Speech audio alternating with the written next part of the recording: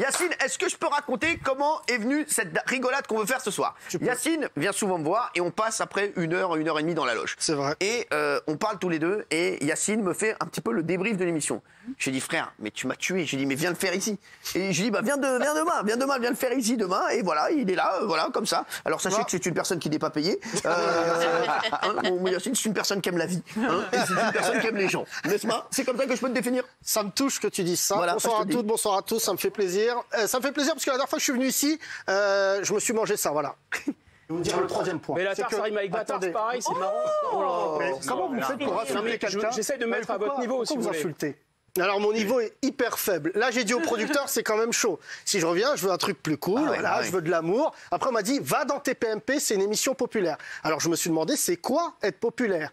Et voici ce qui est populaire en France aujourd'hui. Voilà, il y a quelque chose. Voilà, 40%, on l'embrasse, on lui passe le salam. Donc je vais encore passer des bons moments cette semaine et je vais encore me faire clasher. Alors si vous m'insultez Bellatar, c'est un L et deux T. En parlant de clash, Cyril m'appelle il y a 2 jours, vers 2h28 du matin. Cyril, en me disant frérot, je suis à la boxe, je me prépare pour demain. Je lui dis mais qu'est-ce qui se passe? T'as un combat? Il me dit non, t'as pas vu Quotidien. Je lui dis Cyril, je regarde pas Quotidien parce que je mange de la viande, c'est une émission végane. Et là, je vois que Patrick Timsit, un humoriste connu avant Instagram, c'est notre Norman de l'époque, il a dit ça, regardez. Et vu le nombre d'émissions de télé à la con que j'ai faites, j'ai même le droit à de la pénibilité au travail.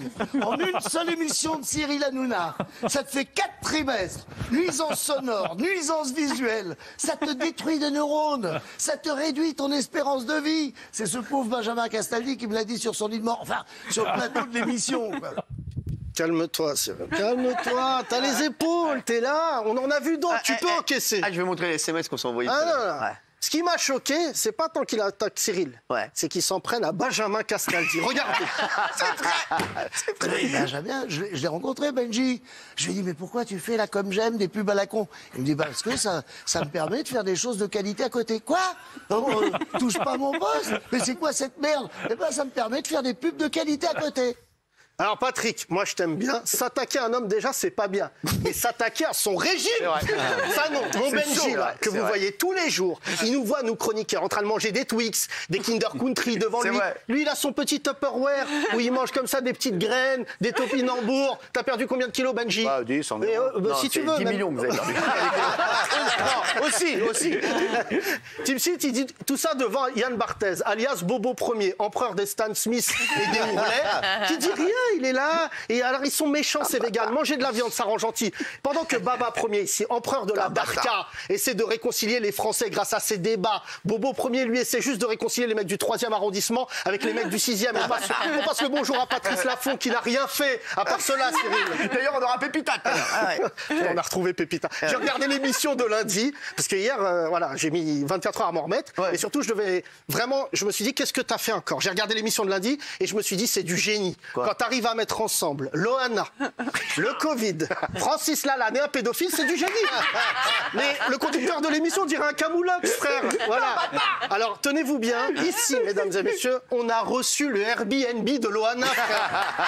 Tu reçois même plus les amis, la famille, on reçoit le mec qui lui a loué un appartement. Il s'appelle Laurent Segal. Regardez. Alors, Laurent, merci déjà d'être là. C'est donc vendredi que Laurent, comment ça s'est passé? Pourquoi vous avez été dans l'appartement en fait? On vous a dit qu'il y avait un problème. Qu'est-ce qui se passe vendredi soir? Alors, vous avez vu sa tête? Ça sent, il est affecté. Pas parce que Loana a fait un mal chez lui, ça il s'en fout. Ça sentait qu'il flippait pour l'assurance. Voilà. D'ailleurs, tu lui as demandé après, très sérieusement, s'il avait une assurance. Regarde. Je lui ai laissé mon numéro de téléphone, elle m'a pas rappelé. Il n'y aura aucun dédommagement pour vous, je pense. Là, ça va être. Il y aura un dédommagement parce que Airbnb a un fonds d'assurance, donc quoi qu'il arrive, Bah, Amdoula, comme on dit chez Airbnb, la France a respiré. Ce qui m'inquiète, c'est que maintenant, pour que Loana trouve un Airbnb, ça va être chaud. À part Jawad à Saint-Denis, qui va être caution de Loana? Moi, je me porte caution. Je souhaite un bon rétablissement à Loana. On lui rappelle qu'un Doliprane, ça suffit, tu es belle, reviens parmi nous. Autre sujet, vous avez parlé ici de Koh Lanta. Exactement.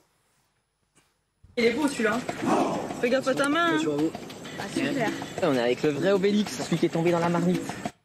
Alors, si on peut plus tuer des animaux dans Koh-Lanta, quand une association écolo qui va dire il y a des palmiers qui ont été maltraités. En plus, voilà, s'il y a un palmier qui témoigne, Cyril, il faut pas le chauffer. Il va appeler le palmier, il va dire frérot, t'es un palmier, mais donne-moi l'exclu, viens témoigner, voilà. Les amis, la dernière fois qu'on a regardé Koh-Lanta, c'est vrai qu'il y a des moments durs. Il y a eu avec la chèvre. Vous vous souvenez de la chèvre, ce qui s'est passé? Mohamed, qui se fait dorénavant appeler Mohamed de Koh-Lanta. C'est son nom de famille. Il a voulu tuer une chèvre. Et nous, les Arabes, c'est vrai, on a un rapport assez exclusif avec la viande. Et les autres ont dit, tue pas la chèvre, elle est enceinte. Et Mohamed a répondu une phrase d'arabe, il a dit, ça en fera plus. Voilà. Ce soir-là, le Front National est monté 10%. Merci Mohamed, que je salue. Et un grand bisou à Moundir, qui va pas bien en ce moment. Propre rétablissement, cher frère. Et surtout, lundi, il y a eu dans ce moment un moment solennel. C'est quand Cyril a demandé à ses chroniqueurs cette question. C'est un truc de fou. Qui kiffe l'heure d'été? Moi, je kiffe. Quand l'heure d'été arrive, pour moi, c'est les vacances. Je vous dis, je suis en mode vacances. D'ailleurs, Castaldi, il est déjà en mode vacances, qu'il a mis des lunettes de soleil. Qui kiffe l'heure d'été? Est-ce que le président Macron va poser cette question? Qui kiffe l'heure d'été? Est-ce que la question qui kiffe l'heure d'été sera au centre de la présidentielle? Alors moi j'aime bien les votes, mais les chroniqueurs, vous pouvez vous rebeller. Il y a trop de votes. Demain Cyril il va chauffer, il va dire qui kiffe respirer? Voilà. Qui pour? Qui en apnée? Voilà. Alors, tout de suite on envoie le sondage du jour. Regardez, voilà. Voilà, l'oxygène, Darka, pas Darka. Allez-y les internautes, Darka, pas Darka. Pour finir, lundi, tu as reçu encore une fois Eril Preyer. Ah ouais. Et moi, c'est mon chouchou, regarde. C'est le meilleur ami de Loana.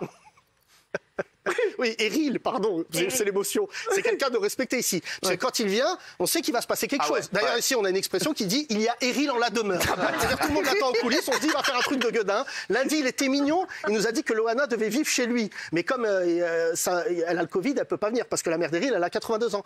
Et voilà, c'était l'anniversaire de sa mère, il lui a acheté un fraisier, il lui a offert de l'eau de Collioure à 12 € au lieu de 14, donc c'est important de le savoir. Trop de détails, Eril, comme l'OM, droit au but. Mais Eril nous a quand même appris une nouvelle incroyable, en exclusivité pour TPMP.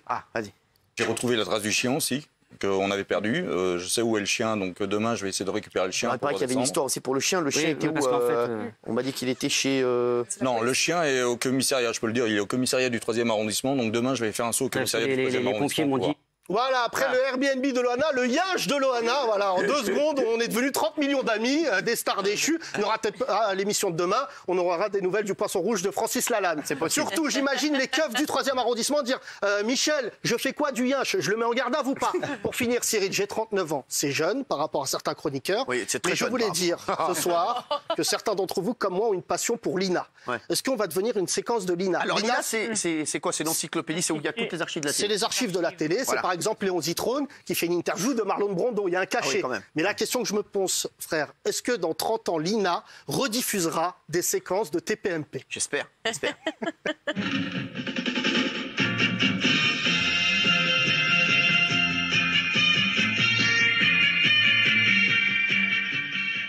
Non, mais Sylvie, arrêtez, sinon Sylvie, non, laissez-le parler. Non, tu sors, je sais pas. Non, c'est toi qui vas me dire de sortir. Si tu peux pas t'en empêcher.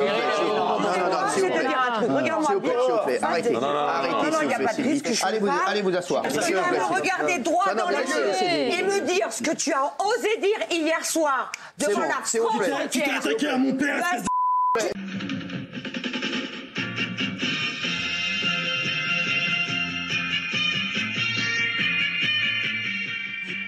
Voilà. C'était un grand moment. Merci en tout cas. Merci à toutes celles et tous ceux qui sont dans les écrans. On va gaulerie à bientôt et prenez soin de vous. À bientôt. Merci Yacine Matar. Merci mon chéri d'amour.